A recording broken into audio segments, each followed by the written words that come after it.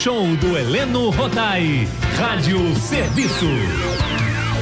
Mais uma vez com a participação do grande médico endocrinologista e também médico do Serviço de Clínica Médica do Hospital Federal dos Servidores do Estado, ex-presidente do CREMERGE, meu amigo e grande tricolor, Dr. Silvio Provenzano, CRM 52374900, que hoje vai atender o pedido da nossa ouvinte Maria Célia, que mora em Botafogo. Ela nos contou que sabe que estamos no Fevereiro Roxo, que é o mês de conscientização sobre doenças crônicas, como lúpus, fibromialgia e Alzheimer. E o pai dela foi diagnosticado recentemente com o mal de Alzheimer. Por isso ela pediu informações. Bom dia, bom domingo, doutor Silvio. Bom domingo, Helena. Aquele beijo para a família Tupi.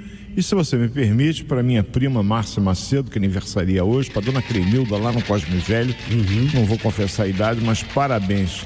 A senhora é um exemplo de que é aquilo que a gente está vendo. Graças a Deus, as pessoas estão vivendo mais. E falar de uma doença que particularmente é em homenagem à dona Alice, para quem não sabe, minha mãe, que padeceu dessa doença.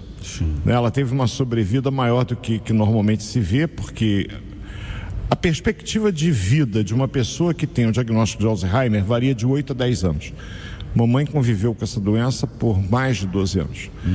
E aquilo que eu vou falar hoje, os estágios da doença, foi o que eu vivenciei na casa da minha mãe. Eu ia todos os domingos almoçar com ela.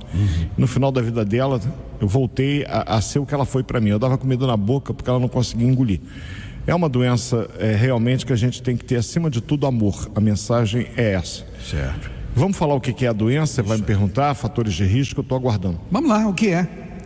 É uma doença neurodegenerativa do sistema nervoso central, devido à perda da capacidade da gente metabolizar determinadas substâncias no cérebro. Isso faz com que fragmentos de algumas proteínas sejam acumuladas nas células do sistema nervoso central, que a gente chama de neurônio. Sim.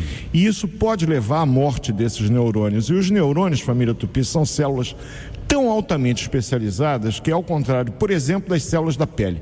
Semana passada falamos, no meu YouTube foi recorde de visualizações, câncer de mama. Isso. Mas se você se machuca jogando futebol, cortando a laranja, você vai ver que vai regenerar. Aquela célula, ela vai ser substituída por outra, vendo o processo da cicatrização. No sistema nervoso central, os neurônios, bilhões que eu nasço com eles, eu vou morrer com eles. Porém, eventualmente, ao longo da vida, por algumas razões, às vezes de natureza vascular, outras por alguma substância tóxica ou pelo acúmulo de uma proteína que não deveria estar lá, que é o caso de Alzheimer, essas células podem ser destruídas. E uma vez morreu o neurônio, babau, não volta mais.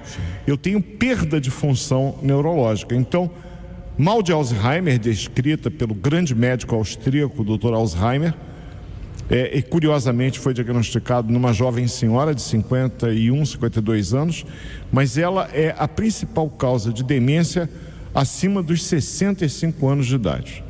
Já falando de fator de risco, tem histórico familiar. É mais comum, ao contrário do que a nossa ouvinte disse, que é o pai dela, pode ter em homem, claro, mas é mais comum nas mulheres. Então é uma doença que predomina no sexo feminino e que vai aumentando a incidência, o diagnóstico dessa doença à medida que a gente envelhece. Portanto, com a perspectiva de vida, graças a Deus, da população aumentando, certamente a gente vai aumentar o número de casos. Hoje no Brasil a gente estima que aproximadamente pouco mais de 1 milhão de pessoas têm o mal de Alzheimer. Então não é um número pouco significativo não. E esse número vai crescer. Como diagnosticar a doença, doutor? Então vamos lá, Heleno. Primeiro sintoma, o mais precoce do mal do Alzheimer é a perda da memória para os fatos recentes. O que você tomou no café da manhã, Heleno? Eu hoje nada, porque... Ótimo, mas você lembra que você não tomou café da manhã. O pior é quando você tomou e você faz um esforço e se esquece. Isso aí. Então veja bem, o mal de Alzheimer, eu tenho a perda da memória dos fatos recentes. É claro que é uma doença de caráter progressivo, então eu tenho inicialmente alteração da memória recente, mas eu tenho algumas alterações em algumas habilidades. Eu esqueço, por exemplo, determinada palavra. Eu estou aqui no meio da nossa conversa com a família Tupi, nesse microfone tão famoso da Rádio Tupi, eu esqueço aquilo que eu ia falar, a palavra me falta. Então eu perco a habilidade para falar, isso é na forma inicial. Essa forma inicial, ela evolui para uma segunda fase, que é a chamada fase moderada. onde essa dificuldade para falar se acentua e a realização de tarefas do dia a dia fica mais complicada. Por exemplo, escovar dente, vestir a calça, colocar o sutiã, no caso da mulher. São habilidades de coordenação motora que a pessoa perde já na fase moderada, fase chamada estágio 2. Eu tenho estágio 3, que já é considerada a forma grave de Alzheimer, mas não é a última. A pessoa resiste a fazer tarefas simples, tipo, vovó, vamos tomar banho? E ela não se levanta para tomar banho, ela não quer. Ela pode ter a perda do controle do esfíncter, tanto vesical quanto fecal. Ela pode perder fezes na calcinha, urina na calcinha. Tem dificuldade para comer, não consegue comer direito. Obviamente que isso vai acarretar uma perda de peso. Mamãe, mais uma vez, ela me esperando no programa. Ela era uma mulher, modéstia à parte, vistosa, bonita. Ela pesava 65 quilos quando a doença foi diagnosticada e ao morrer tinha 31 quilos. Por quê? Não conseguia comer, porque o ato de comer era doloroso. E era uma das poucas coisas que ela ainda no final da vida tinha prazer, era sentir o paladar de alguns alimentos. Então eu discuti com os médicos, no sentido de conversar. Conversei, obviamente, com a minha filha também, que é médica, e chegamos à conclusão que era melhor deixar ela comer pela boca o pouco que ela podia comer, porque ela tinha prazer, do que fazer uma gastrostomia, que às vezes é uma opção. Deficiência em alguns ajuízos. A pessoa perde a noção do comportamento, a ponto da pessoa, numa reunião familiar, poder, de repente, fazer suas necessidades na sala. Alteração de comportamento. Apatia. A pessoa não consegue interagir com os outros. Isso leva a um isolamento progressivo.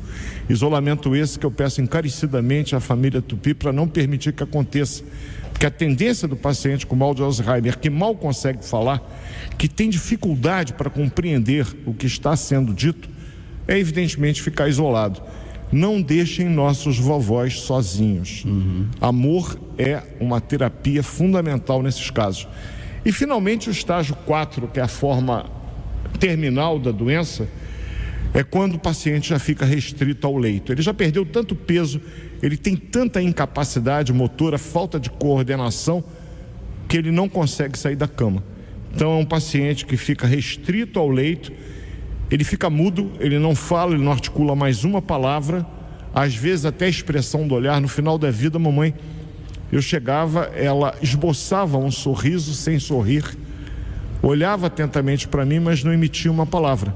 Eu, na época, presidente do conselho, eventualmente era chamada a dar entrevistas na televisão. Ela olhava atentamente, tipo, eu acho que eu sei quem é, mas ela não verbalizava mais nada. E isso provoca um isolamento progressivo da pessoa, que tenta se afastar do convívio da sociedade, obviamente da sua própria família. Esses são os estágios, e veja bem, a velocidade com que a pessoa progride do estágio inicial, 1 até o 4, varia de pessoa para pessoa, por razões que a medicina ainda não conhece. Doutor Silvio, qual é a importância do diagnóstico precoce e como isso pode afetar o tratamento e a qualidade de vida do paciente? Evidentemente, Eliano, que uma pessoa que vai acabar a sua vida restrita ao leito, a qualidade de vida foi literalmente para o ralo. Tentar evitar que isso aconteça é uma forma de assegurar a qualidade de vida. Certo. Como é que é feito o diagnóstico? A história clínica, juntamente com a história familiar. Olha, a mãe teve Alzheimer, a avó teve Alzheimer, teve uma irmã que tem esse diagnóstico. Já que existe um fator genético entranhado nessa história, obviamente que isso desperta no médico a atenção para a possibilidade do diagnóstico. Eu tenho um exame chamado Mind Test, é teste mental. Eu vou testar a habilidade cognitiva de raciocínio, aritmética da pessoa, para ver se já existe alguma deficiência. Às vezes a capacidade de fazer contas aritméticas simples, 9 mais 3, 6 mais 6, a pessoa não consegue fazer. Isso o Mind Test permite que a gente avalie a capacidade mental. E exames de laboratório, que eu tenho que afastar a doença tiroidiana, eu tenho que afastar a deficiência da vitamina B12, e exames por imagem, tomografia e, se possível, a ressonância magnética com a espectroscopia por emissão de prótons, onde eu vou ter alterações a nível de hipocampo, porque as células do sistema nervoso central, da região do hipocampo, da córtex cerebral, são das primeiras a serem afetadas. Isso vai perturbar a memória recente, como eu disse, mas a capacidade de compreender algumas coisas, de conseguir, inclusive, concatenar alguns pensamentos. Perde a capacidade de raciocinar e de emitir algum juízo a respeito de qualquer coisa. E para encerrar, tratamento, amigão.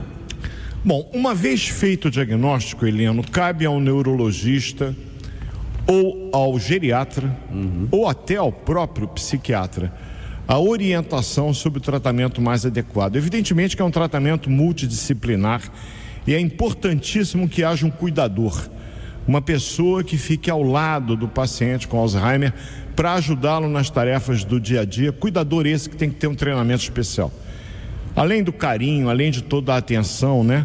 Ele saber que o comportamento dele vai nortear aquele paciente.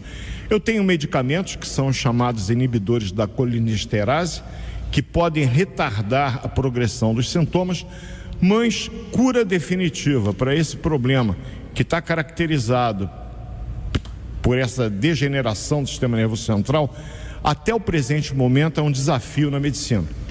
A gente não tem ainda um tratamento que diga assim, eu vou te dar o inibidor da colinesterase e com isso eu vou resolver. Você consegue amenizar os sintomas, mas você não torna o paciente voltar a ser o que ele era. Prevenção, né? Se eu tenho histórico familiar, sabidamente o ato de ler, o ato de tentar aprender alguma coisa, ajuda a prevenir. Procure ter um estilo de vida saudável, pratique exercícios físicos com regularidade, evite o tabagismo, procure ler. Incrível, as pessoas que têm a capacidade de ler muito, que tentam mesmo numa idade mais avançada aprender uma nova habilidade qualquer que seja, elas têm uma resistência maior a desenvolver essa doença. Portanto, leiam com avidez. Outra coisa, lê um capítulo, pensa, o que eu acabei de ler, escreva, teste a sua memória, isso é fundamental. Maravilha. Assunto para domingo que vem, amigão? Eu estou pensando, se ela puder vir, é claro, trazer a doutora Célia para falar de um assunto importante que é pré-eclâmpsia. O que é essa tal de pré-eclâmpsia? O que eu posso fazer para evitá-la? Como é que eu trato? Enfim, ninguém melhor que Célia para falar sobre isso. Teve uma cantora famosa aí, tem uma cantora famosa, é a Lesha, que está passando por esse problema. Inclusive, ela cancelou o bloco, o mega bloco, né, que ela desfila todo ano aqui no centro da cidade. Também não vai desfilar na escola de samba, quer dizer, mudou a vida dela toda. Certamente. Para fazer esse tratamento, né? Não sou médico da Alexa, nem acredito que a Célia também não seja, não sei. Mas certamente ela ou eu já proibiríamos de cara, né? A pré-eclâmpsia requer um cuidado especial com relação à dieta e repouso. Ela tá afastada. Como fazer repouso no bloco? Qualquer coisa eu estou dispor. Perfeito, ela está afastada, cancelou a escola de samba, bloco e tudo, e tem realmente que cuidar da saúde, porque é uma situação bem complicada.